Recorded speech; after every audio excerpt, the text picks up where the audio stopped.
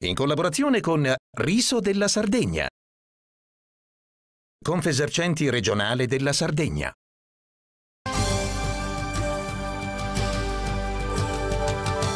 Buon pranzo a tutti da Manuela Dessì e Davide Urgu. Oggi insieme a Riso della Sardegna e Confesercenti regionale andremo a visitare il ristorante Sustazzu di Serramanna. Ma prima parliamo di storia. Furono i Fenici i primi che portarono il riso dalla Sardegna in tutto il Mediterraneo. Venivano nel porto di Oristano e barattavano il riso in cambio d'oro a pari peso. Pagudontus.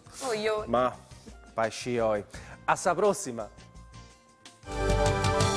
Buongiorno a tutti, siamo al ristorante Sustazzu, Serramanna, nella 196 al chilometro 2500 e oggi presentiamo il nostro piatto, che sarebbe con i prodotti tipici della Sardegna, con questo riso che è favoloso e si presta bene, risotto con gli asparagi, la bottarga e gli scampi, con i vari prodotti che sarebbero le cipolle, l'aglio, e andremo tutto poi ad amalgamare e ad avere poi un buon piatto con i nostri prodotti tipici, accompagnandola con un buon nepente, visto che abbiamo gli asparagi e quindi dovremmo esaltare questo piatto.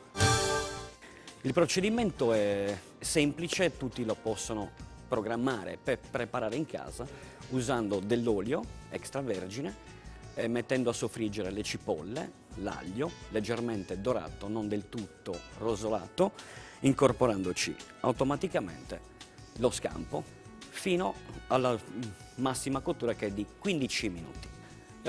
Dopo che abbiamo soffritto il tutto, mettiamo lo scampo e tutto il resto, come dicevo prima, aggiungiamo del brodo insieme al nostro riso e lo portiamo ad ebollizione in modo che il nostro riso ossigeni e abbiamo un prodotto unico e omogeneo con un sapore particolare.